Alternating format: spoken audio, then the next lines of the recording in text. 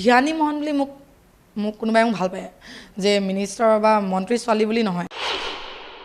মই দুখীয়া ঘৰ আছিলোঁ কাৰণে মোৰ লগৰ নাছিলে মানে আৰু কি হয় মানে আমি এটা শ্বাৰ্টকে মানে আমি মানে 3 বছৰমান পিন্ধিব লাগে কাৰণ আমি শ্বাৰ্ট কিনিবলৈ আমাৰ পইচা পাতি নাছিলে ইংলিছ মিডিয়াম বুলি ক'লে মানে এটা ভয় লাগি যায় বোলে ইংলিছ মিডিয়াম স্কুলত পঢ়িব আমাৰ এই গাঁৱৰ পৰা পাৰিব জানো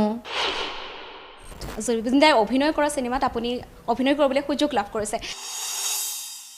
বৰষুণ দিলে আমাৰ টিকটো উৰি যায় উৰি গ'লে তাৰপিছত মই মা আৰু মোৰ ভাইটি বাল্টিং লৈ পুৰা লাগি যাওঁ ৰাজনীতিৰ ক্ষেত্ৰখনত ধ্যানীবাক দেখিবলৈ পোৱা যাব নেকি পৰৱৰ্তী সময়ত